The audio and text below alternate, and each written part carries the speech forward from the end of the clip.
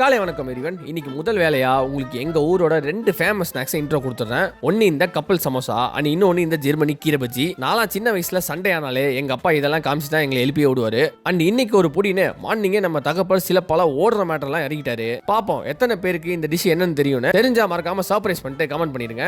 இன்னைக்கு நம்ம ஒரு விவசாயிகள் ஃபேஸ் பண்ற ஒரு சில விஷயத்தை தான் உங்களுக்கு சொல்ல போறேன். எங்களோட சேர்த்து இங்க 70% ஆஃப் த விவசாயிகள் கர்நாடகா ஓபன் பண்ற தண்ணியை நம்பி தான் இருக்காங்க. அவங்க லேட் பண்ண இங்க எல்லாம் முடிஞ்சு போயிடும்.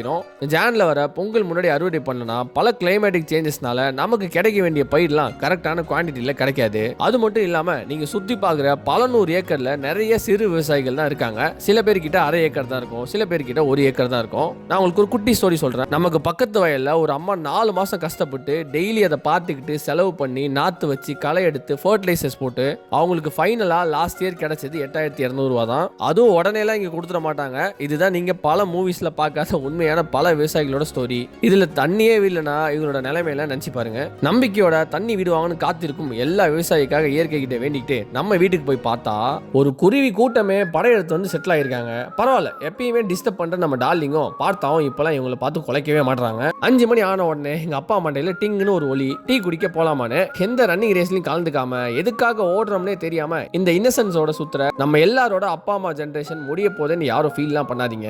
எங்க ஊர்லாம் இன்னும் என்னோட நம்ம ஃப்ரெண்ட்ஸோட பல அக்காக்கள் அண்ணன்கள் எங்களுக்கு பட்டன் போன் போதுன்னு ஒரு அழகான வாழ்க்கையை தான் நோக்கி போயிட்டு இருக்காங்க. நான் தான் நம்ம வீடியோ பார்க்கறதுக்காக அவங்கள அப்பப்போ மூளை வாஷ் பண்ணும் போல. பட் கண்டிப்பா அந்த மாதிரி பண்ண மாட்டேன் மக்களே. இன்னைக்கு நாள் அமைதி அழகா போதேன்னு பார்த்துக்கிட்டு நம்ம சிங்கப்பூர் சித்தப்பா வீட்டுக்கு போனா நம்ம கேஎஃப் ஸ்டாங்கு எல்லாரையும் மூளை வாஷ் பண்ணி வெளியே சாப்பிட போலாம்னு ஒரு 25 கிலோமீட்டர் ரூட் சுத்த வச்சுட்டான். ஃபைனலா தூர தேசத்துல ஒரு நல்ல கடையா பார்த்து ஃபுல் ஃபன் பண்ணிட்டு புதுசா இவனுக்கு கண்டுபிடிச்ச ஒரு விடை பெறும் சைனை லேர்ன் பண்ணிட்டு இன்னைக்கு நாளையும் ரொம்ப ஸ்வீட்டா முடிச்சிட்டேன். Good night everyone. நாளைக்கு ஸ்ட்ராங்கா சந்திப்போம்.